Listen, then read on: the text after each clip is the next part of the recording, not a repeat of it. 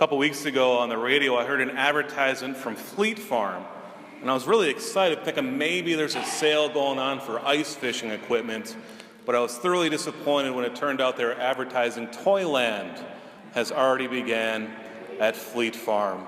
At first I was disappointed, then it got me thinking, I used to love going through Toyland.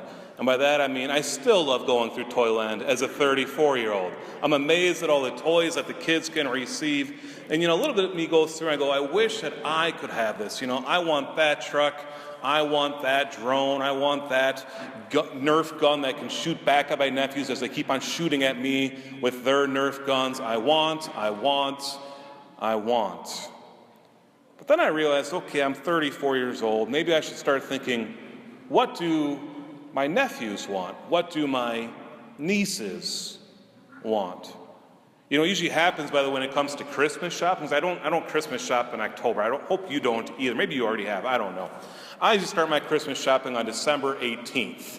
And this is how it goes. I call my siblings up and I say to all my godchildren, I have 4 godchildren, Lauren, Charlie, Henry, and Genevieve.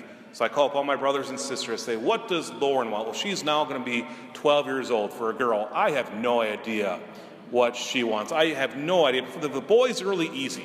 I buy them trucks, I buy them Nerf guns, I buy them whatever. But the girls, I have no clue. So I call up my sister or my sister-in-law, and I ask them, what do they want? And then I go on Amazon and I buy it and I ship it, and it's awesome and it's good to go. They wrap it for me and everything. I don't have to wrap a present or anything. It's amazing. But it's that switch of not what do I want, but what do they want? This actually is a change as well for us, hopefully, in our spirituality, in our prayer. And when we can make this change in our prayer, amazing things happen. So often in prayer, and by the way, last week we had Father Kaluza come and speak to you on adoration. And a lot of times in adoration, even myself, a lot of times part of the prayer is saying, Lord, I want this. Now, if I say I want to win the Powerball, I'm pretty sure it's not going to happen. Right? It could, but I don't think God necessarily cares about me winning the Powerball or not.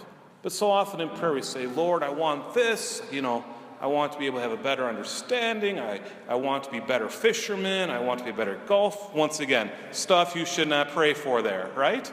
But so often in our prayer, it's not only I, but we go in intercession and praying for other people, which is beautiful. But the next part of prayer is even more important. After our intercessory prayer, we then have to ask the question, Lord, what do you want from me? Just like I have to ask my godchildren, what do you want as a gift? I think it's important we go to God in prayer and say, Lord, what do you want from me? And when we pose that question, all of a sudden, prayer becomes different. So it's not only telling God what we want, what we need, but now it's saying, Lord, what do you desire of me? Actually, our readings speak of this today. God gives us the answer of what he wants. What God wants is us. He desires you. He wants you. Of course, our first reading today from Isaiah is a beautiful part of Isaiah. It's chapters 43 through 45. And today we read from chapter 45, but in chapter 43, we hear the Lord say what? Before you were formed in your mother's womb, I knew you. Today he states, I have called you by your name, giving you a title, though you knew me not. Over and over again, Isaiah is saying, and the prophet Isaiah, God is saying, I love you even though you do not know me. I already love you. Why?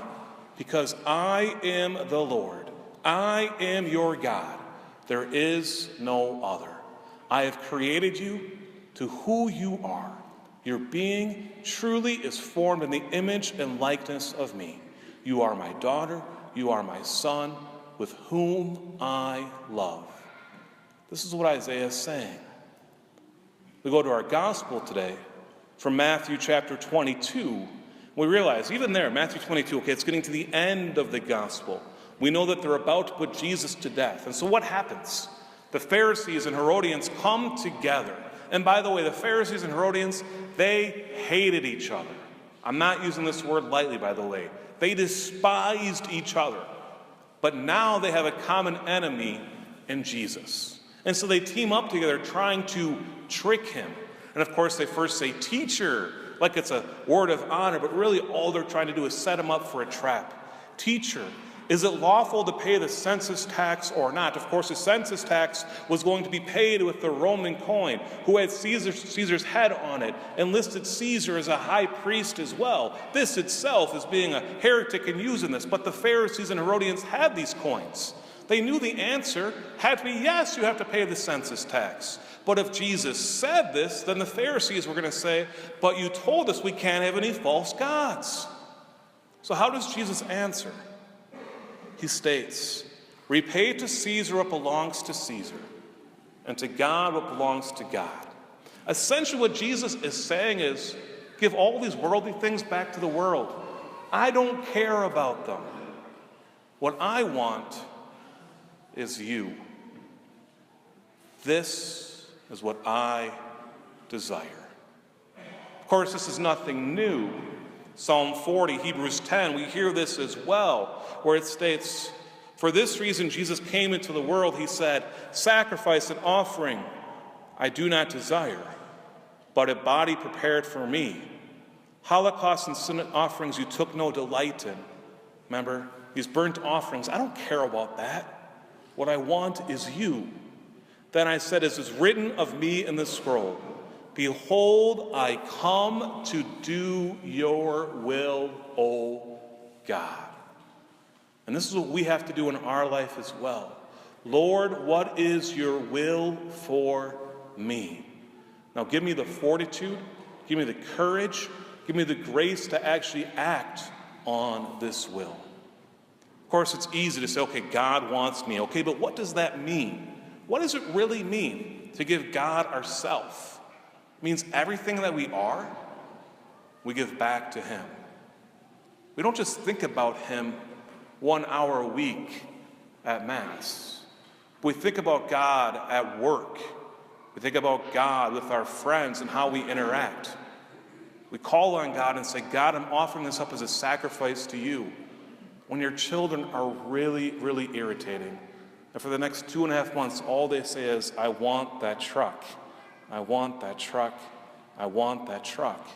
That you still can love them through that. Of course, it's usually not about that. It's more about when they're crying out in the middle of the night, when they're not listening. How do we love? How do we give the gift of ourself to our children? And in doing so, give that gift of ourself back to God as well. You see, if we truly believe that God created us and that God truly loves us, then we know that his will is better than ours. We know this because he's a God who cares, a God who truly loves. And so what we must do is submit our will over to his and say, "Not my will be done, but yours, God. I commend everything over to you, knowing that you truly are my God, that you truly are full of love, and all you desire of me. It's not worldly things, it's not gifts, but what you desire of me is myself.